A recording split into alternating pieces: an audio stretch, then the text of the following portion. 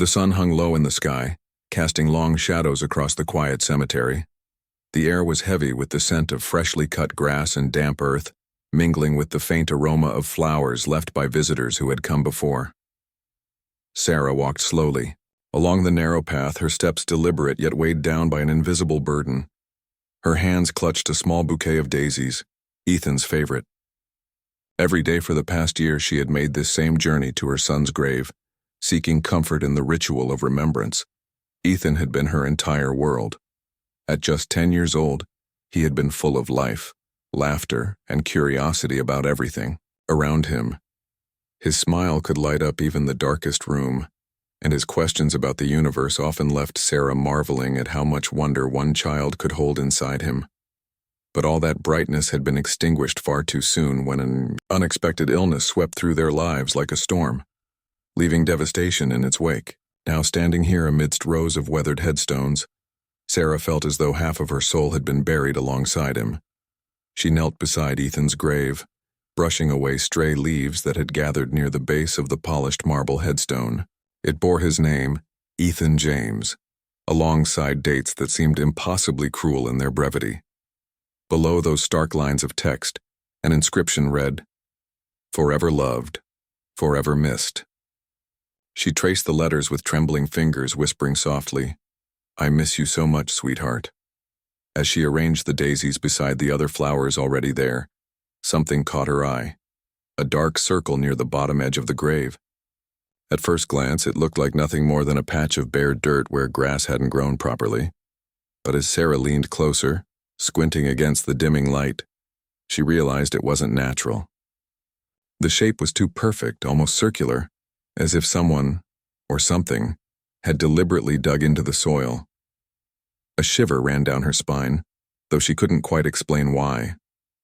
Her heart began to race, pounding in her chest like a drumbeat. Was this some kind of animal burrow, or maybe vandalism? The thought unsettled her deeply. This place was sacred ground, a final resting spot meant to honor those who had passed on. Who would dare disturb it? And why here, so close to Ethan? Sarah hesitated, torn between ignoring the hole and investigating further. Logic told her it was probably harmless, just a rabbit or squirrel digging for food, but her instincts screamed otherwise. There was something unnerving about the way the opening seemed to stare back at her, dark and hollow, as though hiding secrets beneath its surface. She reached out tentatively, brushing aside loose soil with her fingertips, but stopped abruptly when her hand grazed something hard underneath. Her breath hitched. Whatever it was, it didn't feel like rock or root. It felt unnatural. For a moment, Sarah considered calling the cemetery caretaker or reporting what she'd found to someone else. But then doubt crept in. What if they dismissed her concerns? What if they laughed at her paranoia over a silly hole in the ground? No, she decided. If anyone was going to figure out what this was, it would have to be her. After all, this was Ethan's grave. If something strange was happening here, she owed it to him to find out why. The rain started suddenly, soft droplets tapping gently against her shoulders before turning into a steady drizzle. Sarah pulled her jacket tighter around herself, shielding the flowers from the wetness. Still, she lingered, unable to tear her gaze away from the mysterious hole. Water pooled in the depression, making it glisten faintly in the fading light. For reasons she couldn't articulate, the sight filled her with both dread and determination.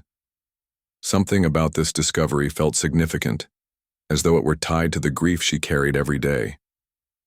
Finally, reluctantly, Sarah stood up, brushing dirt from her knees. The rain soaked through her clothes now, chilling her skin, but she barely noticed. Her mind raced with possibilities, each one more unsettling than the last. Was this just coincidence? Or was it somehow connected to Ethan? Could it be a sign? A message from beyond? She shook her head sharply, trying to banish such thoughts. Grief had a way of twisting reality, making people see patterns where none existed. Yet deep down, she couldn't shake the feeling that this hole wasn't random. It was waiting for her to uncover its truth. With one last glance at the grave, Sarah turned and walked back toward the parking lot, her footsteps echoing hollowly on the wet pavement. The rain continued to fall, washing away her footprints behind her. But no amount of water could wash away the image of that strange, ominous hole from her mind. Little did she know, what lay hidden beneath the surface would change everything she thought she knew. Not just about Ethan's death, but about her own role in protecting the legacy of those she loved. The next morning, Sarah woke with a restless energy that refused to be ignored. The image of the strange hole near Ethan's grave lingered in her mind like an unanswered question, gnawing at her thoughts. She tried to convince herself it was nothing, a trick of the light, an animal burrow, or perhaps even vandalism. But the unease in her gut wouldn't let her dismiss it so easily. This was Ethan's resting place, and anything out of the ordinary there felt deeply personal, as though it were tied to him somehow.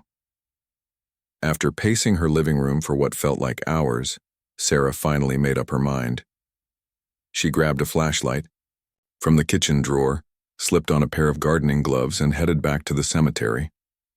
The sky was overcast, casting a gray pall over everything, which only added to the somber mood hanging heavy in the air. As she approached Ethan's grave, her steps slowed. Her heart thudded louder with each step, anticipation mixing with apprehension. What if she found something she wasn't prepared for? But she couldn't turn back now. Not when answers, no matter how unsettling, might lie just beneath the surface. When she reached the grave, Sarah knelt down again, positioning herself carefully near the hole. Up close, it looked even stranger than she remembered. The edges were smooth and rounded, almost too precise to have been made by nature. There were faint scratch marks along the rim, evidence of deliberate effort rather than random digging. Someone, or something, had been here before her. The realization sent a chill racing down her spine. Taking a deep breath to steady herself, Sarah leaned forward and peered into the darkness. The beam of her flashlight revealed damp earth walls leading downward, but nothing else.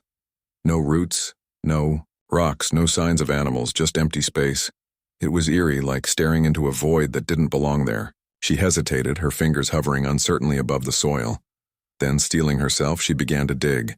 The process was slow and painstaking. Each scoop of dirt felt like lifting not just soil, but layers of mystery.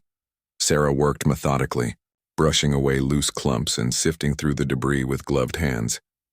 Minutes stretched into what felt like hours, and her muscles began to ache from the repetitive motion. Still, she pressed on, driven by a mix of curiosity and urgency she couldn't explain. And then, just as doubt started creeping in, wondering if this was all for nothing, her shovel struck something solid. The metallic clang echoed slightly, startling her. For a moment she froze, her pulse quickening. Carefully she cleared away the remaining dirt around the object until its shape became visible. It was a wooden box, weathered and splintered from years buried underground. Its lid was cracked but intact, secured shut by rusted hinges. Sarah's hands trembled as she lifted the box out of the hole and placed it gently on the grass beside her. Her mind raced with questions. Who had buried this here? Why had they chosen this spot so close to Ethan's grave, and most importantly, what was inside? She stared at the box for several long moments, almost afraid to open it. But the pull of curiosity was stronger than her fear. Slowly, she reached out and pried the lid open. Inside, she found a collection of items wrapped in faded cloth. Carefully, unwrapping them, Sarah uncovered old photographs, brittle letters tied together with fraying string, and a small silver locket. The photographs were yellowed with age, their corners curled and fragile. They depicted a young boy who bore an uncanny resemblance to Ethan, though his clothes and surroundings suggested he belonged to another time entirely. In some pictures he stood alone.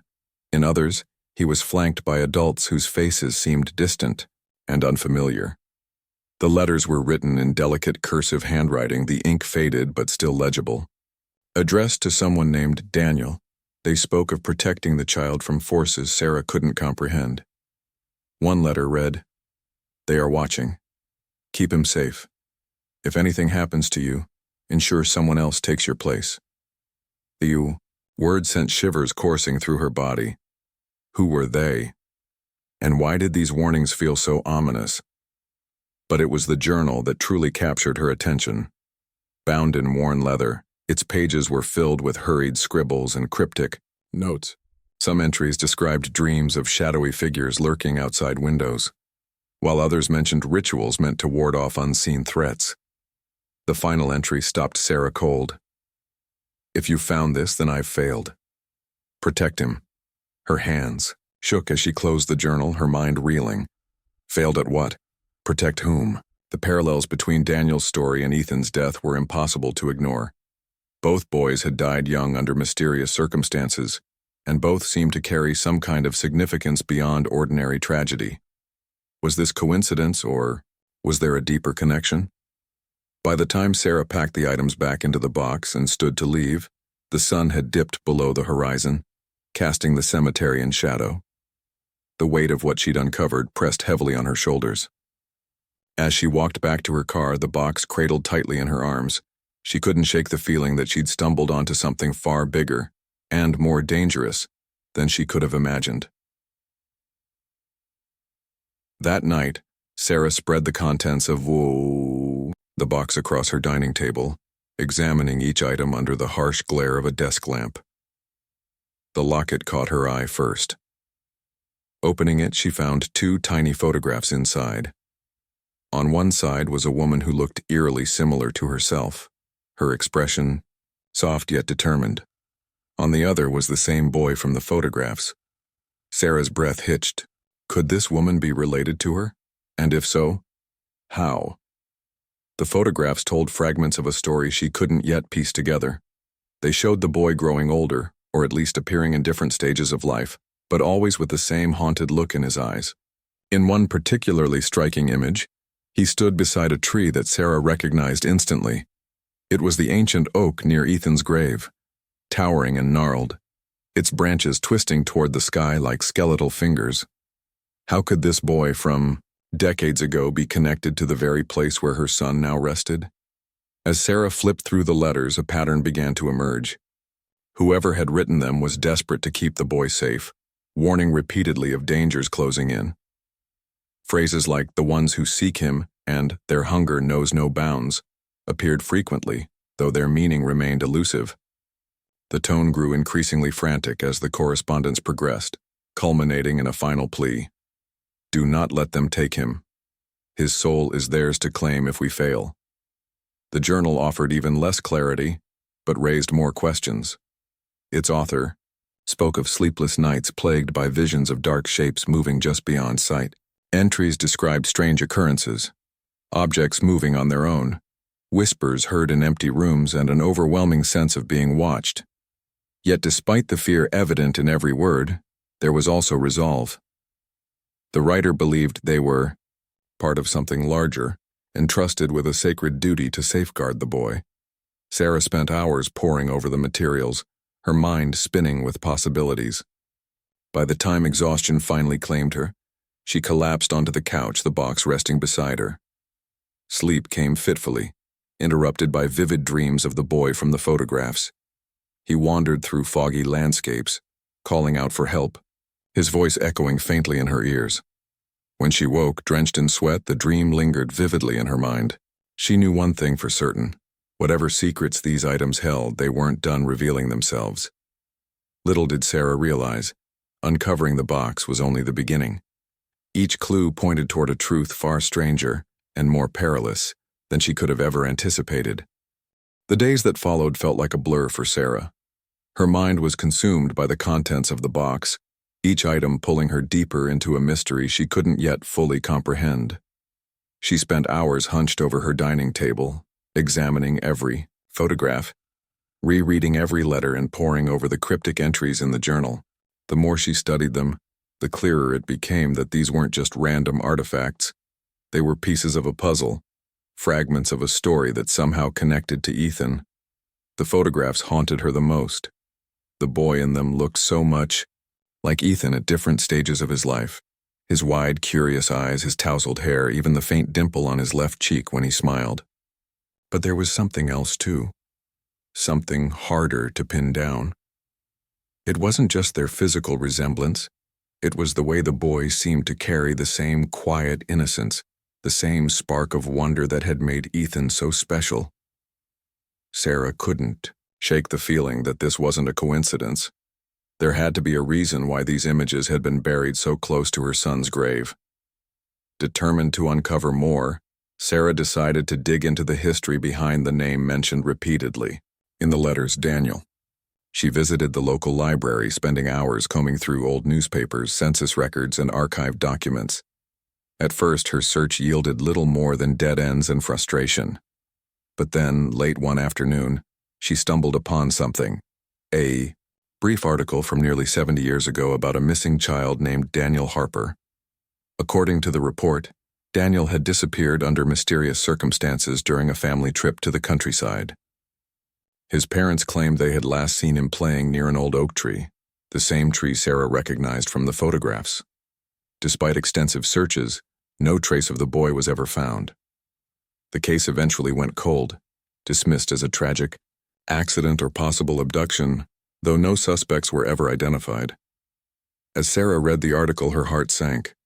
The parallels between Daniel's disappearance and Ethan's death were impossible to ignore. Both boys had vanished without explanation, leaving behind grieving families desperate for answers. And both stories revolved around that ancient oak tree standing sentinel in the cemetery. Could it really be mere coincidence? Or was there something about that tree, and the ground beneath it, that tied their fates together? Her research didn't stop there. Encouraged by the discovery, Sarah dug deeper, uncovering fragments of information that painted a chilling picture. Local legends whispered of strange occurrences near the tree, tales passed down through generations of townsfolk. Some spoke of shadowy figures seen wandering among the graves at night, while others claimed to hear faint cries carried on the wind. One particularly unsettling account described how several families who had lived nearby decades ago had abruptly moved away, citing unexplainable disturbances in their homes. Sarah also learned that the land where the cemetery now stood had once been part of a sprawling estate owned by a reclusive woman named Margaret Ellis. According to town records, Margaret had adopted a young boy named Daniel after his biological parents died unexpectedly. Neighbors rarely saw either of them, and rumors swirled about what went on inside the house. When Margaret herself vanished shortly after Daniel's disappearance, the property fell into disrepair until it was eventually converted into the cemetery. Margaret's face appeared in one of the photographs Sarah had found in the box. The resemblance between her and Sarah herself was uncanny enough to make Sarah's stomach churn. Was it possible they were related? If so, how far back did the connection go? And what role did Margaret play in all of this? Back at home, Sarah spread out her findings on the dining table, trying to piece everything together. The locket with Margaret's portrait stared up at her accusingly, as if daring her to uncover its secrets. She opened it again, studying the tiny photographs inside. On one side was Margaret, on the other, Daniel. Why would someone bury such personal mementos near Ethan's grave? What message were they trying to send? That night, sleep eluded her. Every time she closed her eyes, images of Daniel and Ethan merged into one, their faces overlapping in her mind. She dreamed of the oak tree again, its gnarled branches reaching out like skeletal arms. In the dream, the boy called out to her, his voice soft but urgent. "Help me," he pleaded. "It's not over." When she woke, drenched in sweat, Sarah knew she couldn't ignore the pull any longer. Something, or someone, was trying to guide her toward the truth. The clues she'd uncovered pointed to a pattern spanning generations, linking Daniel, Margaret, and now Ethan in ways she still didn't fully understand. Whatever force had taken Daniel decades ago seemed to have resurfaced, targeting Ethan next, but why? And what could she possibly do to stop it? Driven by a mix of fear and determination, Sarah returned to the cemetery the following evening. The air was cool and crisp, carrying the scent of fallen leaves. Shadows lengthened across the grounds as the sun dipped below the horizon, casting the landscape in hues of gold and amber. She walked slowly toward the oak tree, her footsteps crunching softly against the gravel path. Her heart pounded in her chest, anticipation mingling with dread. Standing beneath the massive tree, Sarah felt a strange energy emanating from it, almost like a low hum vibrating through the air. She placed her hand against its rough bark, closing, her eyes as memories flooded her mind. Ethan's laughter, his questions about the stars, the way he used to cling to her hand whenever they crossed the street. For a moment she swore she could feel his presence nearby, warm and comforting. Then she remembered the boy's voice from her dream. "Dig here," he had said. Opening her eyes, Sarah scanned the base of the tree. Sure enough, there was another patch of disturbed soil, partially hidden by roots and moss. It was smaller than the hole near Ethan's grave, but unmistakably man-made. Taking a deep breath, she knelt down and began digging. The earth gave way easily under her hands, revealing another wooden compartment buried just below the surface. This one was smaller and more intricately carved, its surface etched with symbols Sarah didn't recognize. Her fingers trembled as she lifted the lid, half expecting to find something terrifying inside. Instead, she discovered a leather-bound book, its pages yellowed with age but otherwise intact. Flipping it open, Sarah realized it was unlike anything she'd ever seen before. The text was written in a language she couldn't decipher, filled with strange glyphs and diagrams that looked like maps of constellations. Scattered throughout were illustrations of shadowy figures and ritualistic scenes, accompanied by notes, scrawled in the margins in English. These annotations explained that the book detailed methods of protection against malevolent entities, beings that fed on innocence and purity, preying on children marked by fate. One passage stood out to Sarah, sending a chill racing down her spine. Some souls are chosen, their light destined to shine brightly even in darkness. But this brilliance draws attention from those who seek to extinguish it. Guardians must stand vigilant, shielding the chosen ones from forces beyond mortal comprehension. Her mind raced as she absorbed the implications. If what the book said was true, then Ethan hadn't simply fallen victim to illness. He had been targeted because he was special, part of some ancient lineage entrusted with a sacred purpose. And if guardians were meant to protect these chosen souls, then perhaps Sarah herself had inherited this duty from Margaret, passing it down unknowingly through generations. Clutching the book tightly, Sarah rose to her feet, her resolve hardening. She didn't fully understand everything yet, but one thing was clear. She couldn't let whatever had taken Daniel, and later Ethan, claim anyone else. Whether by chance or design, she had been drawn into this fight, and she wouldn't back down now. Whatever lay ahead, she would face it. For Ethan, for Daniel, and for all the others who had been lost to the shadows. The leather-bound book felt heavy in Sarah's hands as she carried it back to her car, its weight both literal and metaphorical. Her mind buzzed with questions, each one more unsettling than the last. What exactly were these malevolent entities described in the text? How could something so sinister exist without anyone noticing? And most importantly, how was she supposed to fight them? The answers seemed impossibly out of reach, yet she knew she couldn't afford to hesitate. If Ethan had been targeted because he was special, if his soul had been marked by fate, then protecting him wasn't just about grieving anymore. It was about redemption. That night, Sarah sat at her kitchen table, the book open before her under the harsh glare of a desk lamp. She flipped through its pages slowly, trying to make sense of the cryptic instructions and diagrams. Some sections were written in plain English, while others remained indecipherable, their symbols twisting into shapes that made her eyes ache if she stared too long. But the overall message was clear. There were forces beyond human understanding, and they sought to consume the light within certain individuals. These chosen souls, like Ethan, carried an energy or essence that drew the attention of dark beings who thrived on destruction. The book also outlined rituals meant to shield the vulnerable from these entities. Most involved creating barriers between the spirit realm and the mortal world, using specific objects, chants, and locations to sever connections. One ritual caught Sarah's attention, a ceremony designed to cleanse a burial site of lingering ties to the other side. According to the notes scribbled in the margins, grave sites could become focal points for malevolent energies if left unprotected, especially when linked to someone marked by fate.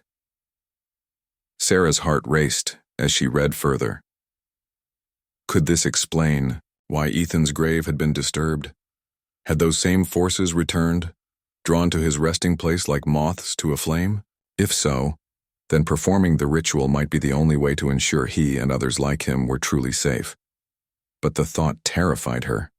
The instructions warned of risks, describing encounters with shadowy figures and overwhelming fear.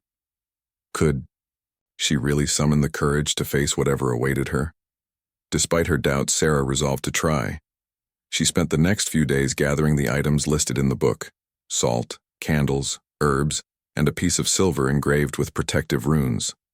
Each trip to the store felt surreal, as though she were preparing for some bizarre experiment rather than confronting supernatural danger. Still, she followed the directions meticulously, determined not to leave anything to chance. By the time everything was ready, her nerves were frayed, but her resolve remained unshaken. On the evening of the ritual, Sarah returned to the cemetery, clutching a backpack filled with supplies. The air was unusually still, devoid of the usual rustling leaves or distant hum of traffic. Even the crickets seemed silent, as if holding their breath. As she approached Ethan's grave, she noticed subtle changes. The flowers she'd placed earlier appeared wilted, and the grass around the headstone looked unnaturally dry. A chill ran down her spine, but she forced herself to focus. Following the book's guidance, Sarah arranged the candles in a circle around the grave, lighting them one by one until their flickering flames cast dancing shadows across the ground. She sprinkled salt along the perimeter, forming a barrier meant to repel unwanted energies. Then, kneeling in the center of the circle, she opened the journal and began reciting the chant written in its pages. Her voice trembled at first, but as she continued, it grew steadier, echoing softly in the quiet night. At first, nothing happened. The world remained eerily still, save for the occasional wisp of smoke curling up from the candles. But then, slowly, the atmosphere shifted. The temperature dropped sharply, sending goosebumps racing across Sarah's skin. Shadows thickened at the edges of her vision, pooling together until they formed indistinct shapes that writhed and twisted like living things. A low, guttural sound filled the air. Not quite a growl, not quite a whisper, but something altogether alien. Sarah froze, her heart hammering wildly in her chest. The book hadn't prepared her for this. The presence was palpable now, pressing against her senses like a suffocating weight. Panic clawed at her throat, urging her to flee, but she clenched her fists tightly and forced herself to stay grounded. This was for Ethan, for Daniel, for all the others who had been taken. Summoning every ounce of strength, Sarah raised her voice louder, repeating the chant with renewed determination. The words flowed from her lips like a lifeline, anchoring her to reality even as the darkness swirled closer. Suddenly, the locket hanging around her neck, the one she'd found in the box, grew warm against her skin, almost painfully so. Its metal surface gleamed brightly, reflecting the candlelight in sharp bursts. A memory flashed in her mind. Margaret Ellis, the woman who had adopted Daniel, standing beneath the oak tree, clutching the same locket as tears streamed down her face. And then, just as suddenly as it had begun, the oppressive energy dissipated. The shadows retreated, melting back into the corners of the cemetery like ink bleeding into paper. The air warmed slightly, and the oppressive silence gave way to the familiar sounds of crickets chirping and wind rustling through the trees. Sarah collapsed onto her knees, gasping for breath, her body trembling with exhaustion. She didn't know how long she stayed there, staring blankly at the flickering candles, but eventually she managed to gather her belongings and extinguish the flames. As she walked back to her car, Sarah felt a strange mixture of relief and unease. The ritual had worked, or at least it seemed to have done something. The oppressive feeling that had lingered near Ethan's grave for weeks was gone, replaced by a calm serenity she hadn't felt since before his death. Yet deep down, she knew this wasn't the end. Whatever force had been targeting Ethan might be weakened, but it wasn't destroyed. And if the book was right, there were likely others like him still in danger. Over the next several days, Sarah noticed subtle changes in her surroundings. The strange occurrences that had plagued her home, the whispers in empty rooms, the fleeting glimpses of movement out of the corner of her eye, had vanished completely. Even her dreams became less vivid, no longer haunted by visions of shadowy figures or desperate cries for help. For the first time in months, she slept soundly, waking refreshed instead of exhausted. But despite this newfound peace, Sarah couldn't shake the sense that she had merely scratched the surface of a much larger mystery. The book hinted at a network of guardians tasked with protecting chosen souls throughout history. If she was part of this lineage, passed down unknowingly from Margaret Ellis, then what role did others play? Were there people like her scattered across the world, fighting the same battle in different forms? And how could she find them? Her thoughts often drifted back to the oak tree, its gnarled branches looming large in her mind. Something about it felt central to everything: the disappearances, the rituals, the connection between Daniel and Ethan. It wasn't just a tree. It was a gateway, a meeting point between worlds. Sarah knew instinctively that she would need to return to it someday, to uncover whatever secrets still lay buried beneath its roots. For now, though, she focused on healing. Performing the ritual had brought her closer to Ethan in ways she hadn't anticipated. Whether or not she fully understood what had transpired that night, she felt a profound sense of closure. She visited his grave regularly, leaving fresh flowers and talking to him as she always had. But the visits no longer felt burdened by grief. Instead, they were filled with gratitude for the time they'd shared, for the love that still connected them, and for the knowledge that she had fought for him, even if it came too late.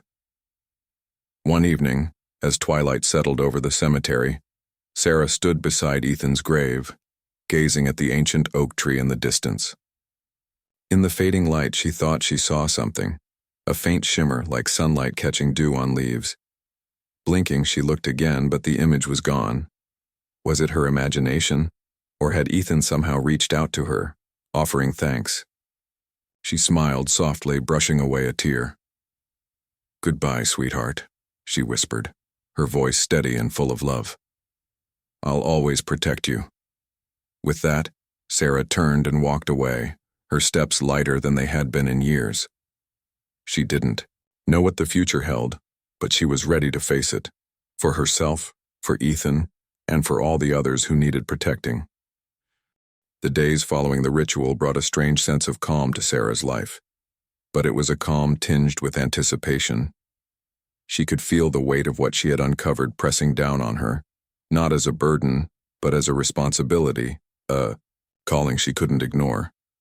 The book, now resting on her dining table like an ancient relic, continued to whisper its secrets to her, urging her forward. Its pages seemed endless, filled with rituals, warnings, and cryptic instructions that hinted at a much larger battle than she had initially imagined.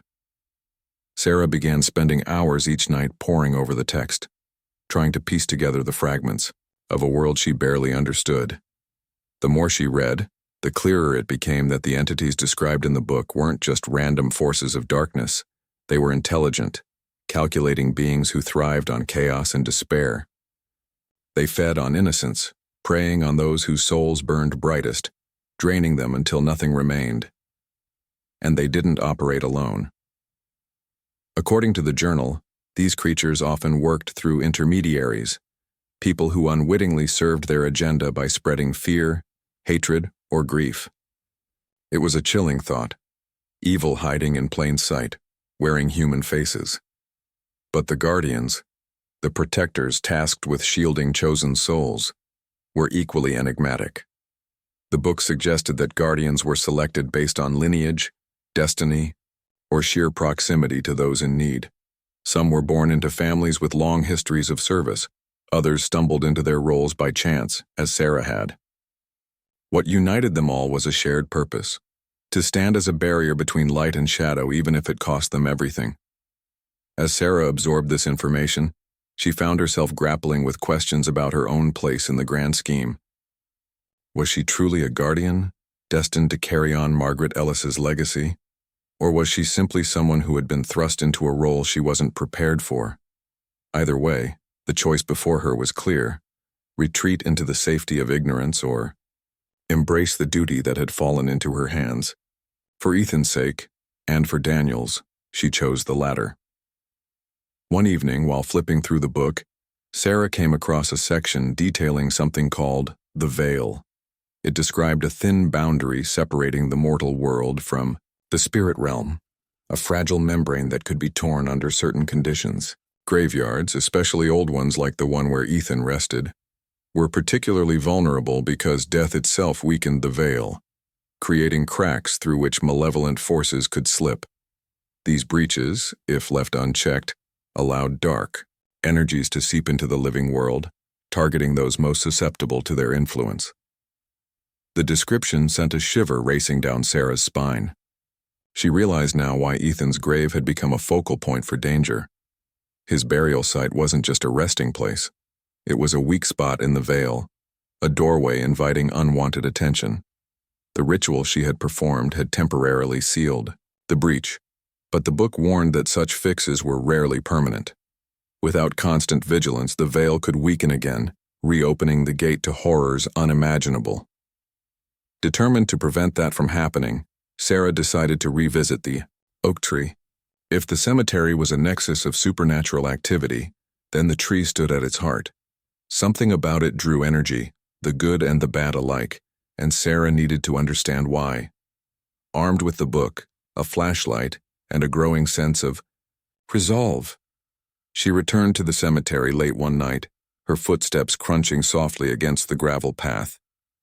Standing beneath the massive oak, Sarah felt the same hum of energy she'd noticed before, only stronger now. It pulsed faintly, almost imperceptibly, like a heartbeat buried deep within the earth.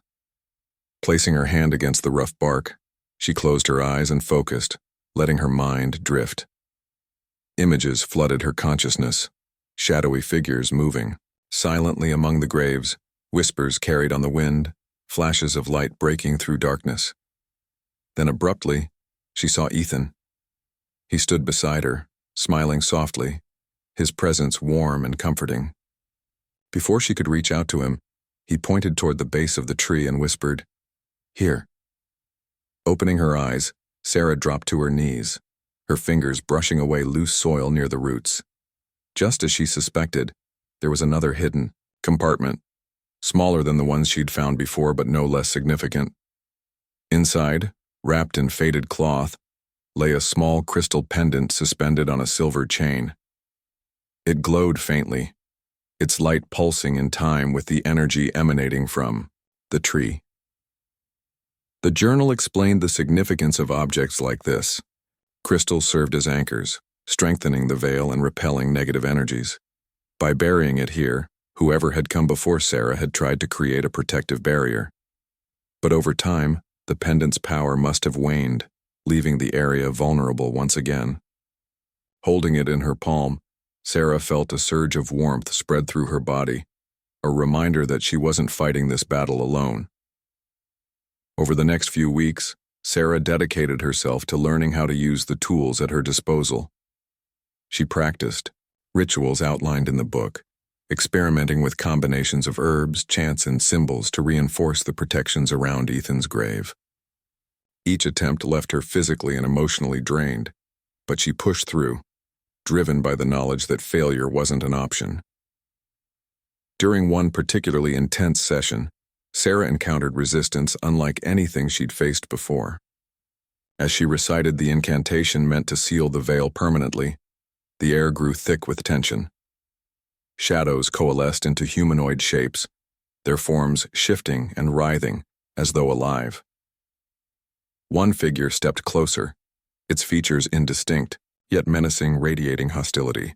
Sarah froze, her voice faltering mid-sentence, but then she remembered the locket hanging around her neck. Clutching it tightly, she summoned every ounce of maternal love she possessed, channeling it into a force of will so powerful it startled even her. "Leave this place," she commanded, her voice ringing out with unexpected authority. To her astonishment, the shadow recoiled, dissolving into wisps of smoke that vanished into the night. Breathing heavily, Sarah finished the chant, sealing the veil with a burst, of golden light that illuminated the entire cemetery. When the glow faded, silence reigned once more.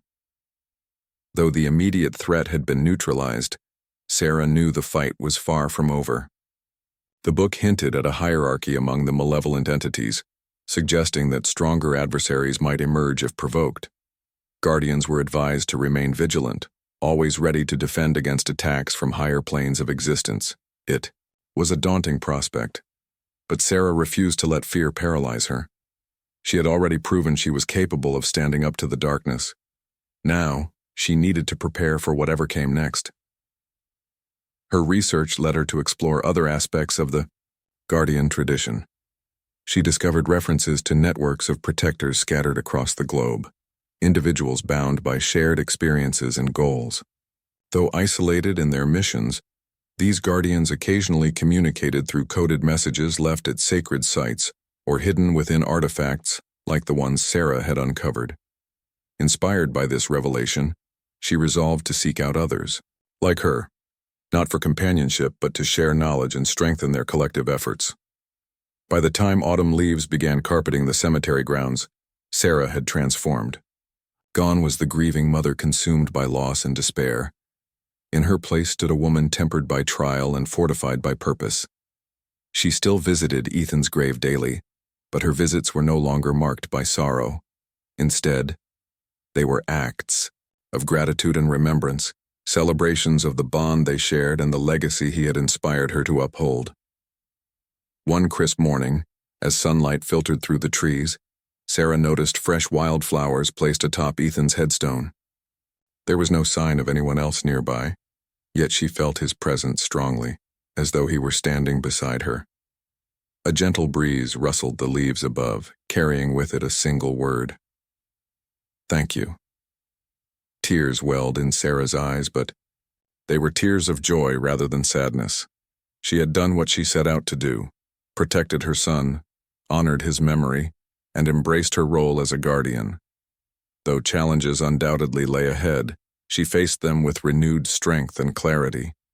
For the first time in years, Sarah felt truly alive, her heart beating in sync with the rhythm of the world she had vowed to defend. The days turned into weeks, and Sarah's life settled into a new rhythm, one defined by purpose rather than grief. She no longer woke up dreading the emptiness of her home or the weight of unanswered questions about Ethan's death. Instead, she greeted each morning with quiet determination, knowing that her role as a guardian gave meaning to the pain she had endured. The cemetery became less of a place of mourning and more of a sanctuary where she connected not only with Ethan, but also with the unseen forces she now understood existed just beyond the veil. Her routine evolved in subtle yet profound ways. Each evening after finishing her work for the day, Sarah would sit at her kitchen table surrounded by candles, poring over the book and jotting down notes. She sketched diagrams of protective symbols, studied maps of ley lines, the invisible energy pathways crisscrossing the earth, and experimented with different rituals to strengthen her abilities. What started as tentative steps quickly grew into confidence. She could feel herself becoming stronger, more attuned to the energies around her. Sometimes, when she closed her eyes during these sessions, she sensed faint echoes of other guardians reaching out across time and space, their presence like distant stars guiding her path. One night, while practicing a ritual designed to enhance her awareness, Sarah experienced something extraordinary. As she traced an intricate pattern on the floor using salt and herbs, the air shimmered faintly, rippling like water disturbed by a stone. For a brief moment, she glimpsed faces, dozens of them, young and old, smiling warmly before fading away. Among them was Ethan, his expression filled with pride and reassurance.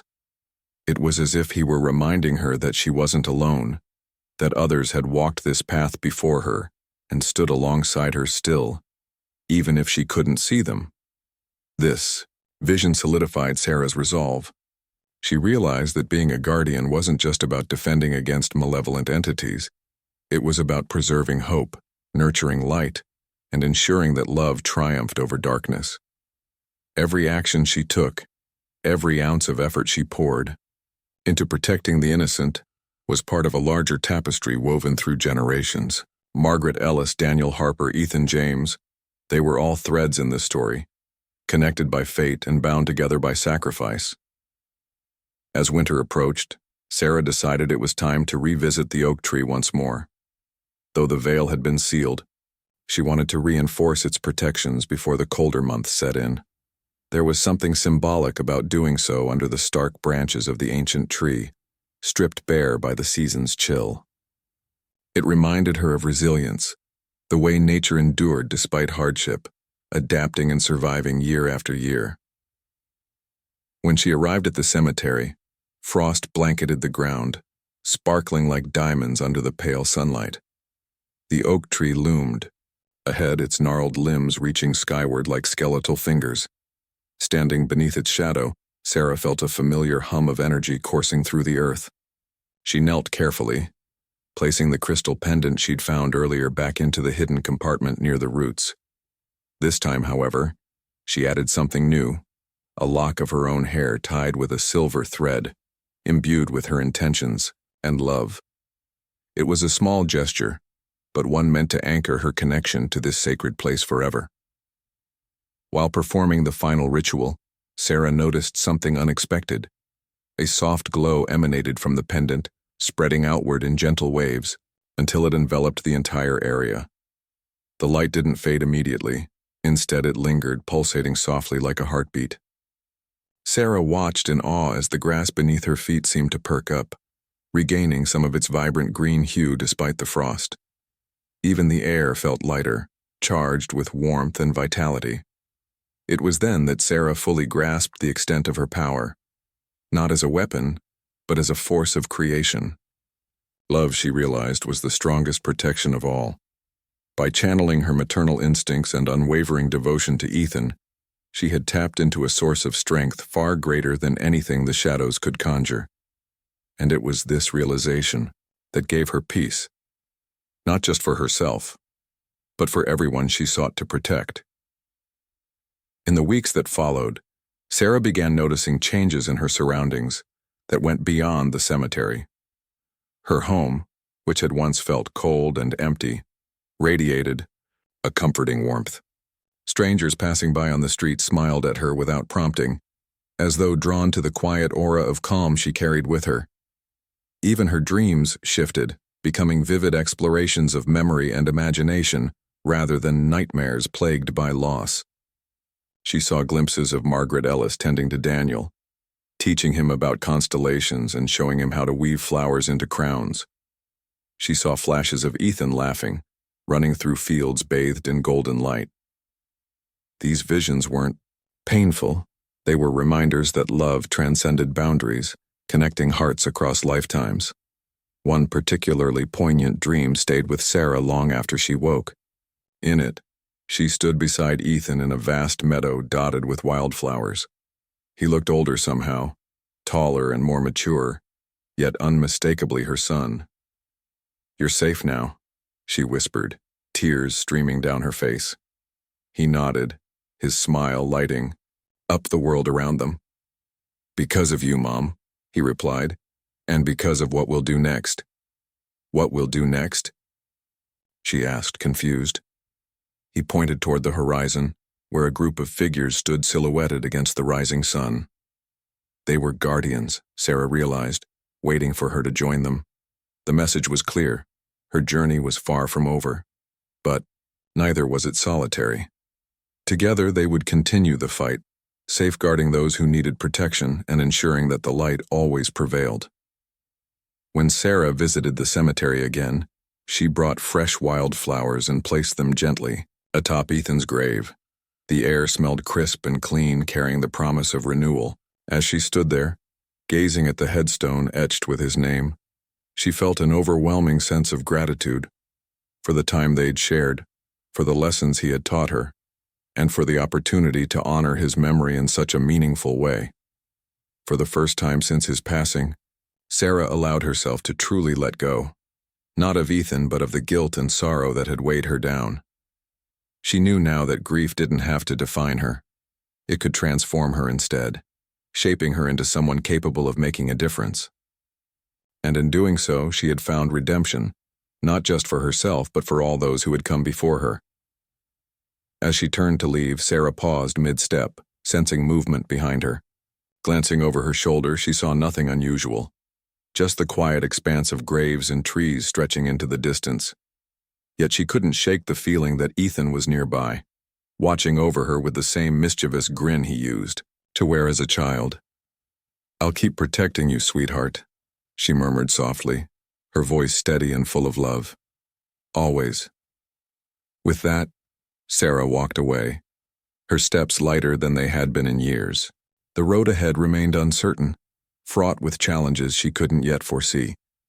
But she faced it with courage, guided by the knowledge that she was part of something greater than herself. Love, she now understood, was eternal, and as long as it burned within her heart, no darkness could ever extinguish it.